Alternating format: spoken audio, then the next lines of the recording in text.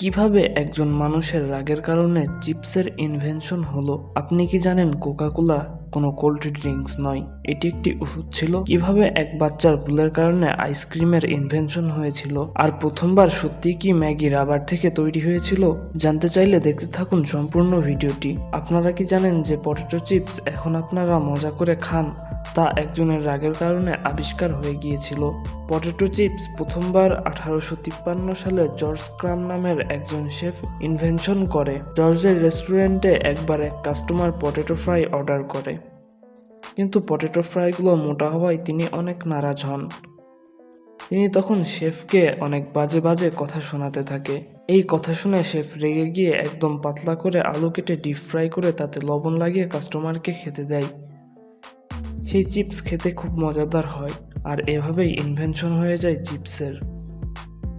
আপনি যদি চিপস লাভার হয়ে থাকেন তাহলে চিপস লিখে কমেন্ট করে ফেলুন।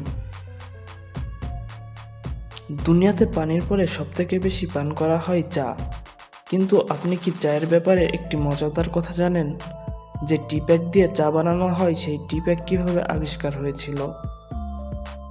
আগেকার দিনে চায়ের পাতা সংরক্ষণ করে রাখা হতো পোটলাতে করে। থমাস নামের এক লোক ছিল যে চায়ের পাতা বিক্রি করতেন। তিনি এই ছোট ছোট পোটলাতে করে চা বিক্রি করতেন। কিছু লোক এই চায়ের পোটলা সরাসরি পানিতে দেওয়া শুরু করলেন। তাদের এই পদ্ধতি অনেক পছন্দ হলো, আর এভাবেই আবিষ্কার হয়ে গেল টি প্যাকের। আপনিও যদি আমার মতো চা খোর হয়ে থাকেন তাহলে কমেন্টে জানিয়ে দিন দিনে আপনার কত কাপ চা খাওয়া লাগে।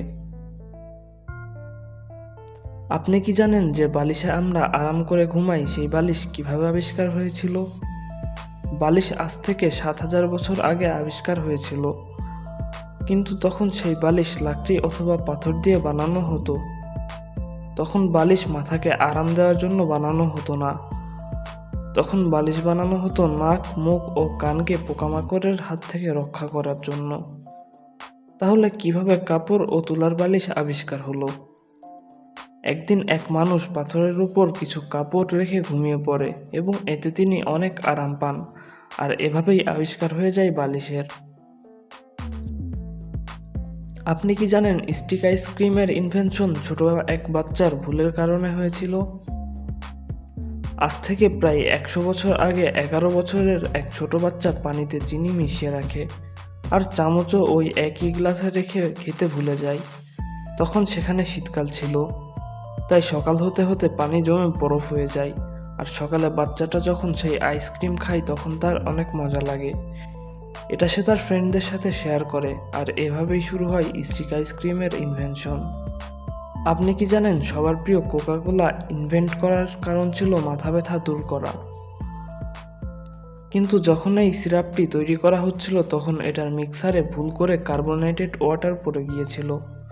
পরে যখন এই মিক্সার টেস্ট করা হয় তখন দেখা যায় এর স্বাদ অনেক ভালো ছিল, আর এভাবেই আবিষ্কার হয়ে গেল কোকা কোলা। ম্যাগি এই দুনিয়ার সবার অনেক পছন্দের একটি খাবার। আপনি কি জানেন ম্যাগিকে কে, কখন, কেন আবিষ্কার করেছিলেন? 1884 সালে সুইজারল্যান্ডে জুলিয়াস ম্যাগি নামে এক বিজনেসম্যান আবিষ্কার করেছিলেন ম্যাগি। তিনি কাজে ব্যস্ত লোকদের সময়ের কথা চিন্তা করে তাড়াতাড়ি তৈরি করা যায় এবং খেতে সুস্বাদু এমন খাবার আবিষ্কার করতে চাচ্ছিলেন, আর এই কারণেই তিনি ম্যাগি আবিষ্কার করে ফেলেন। মানুষের একটা ভুল ধারণা ছিল যে ম্যাগি রাবার দিয়ে বানানো হয়, কিন্তু আসলে এমন কিছুই হয় না। তো এই ছিল আমাদের আজকের ভিডিও। ভিডিও ভালো লাগলে একটি লাইক করে দিবেন। ধন্যবাদ আপনাকে ভিডিওটি দেখার জন্য।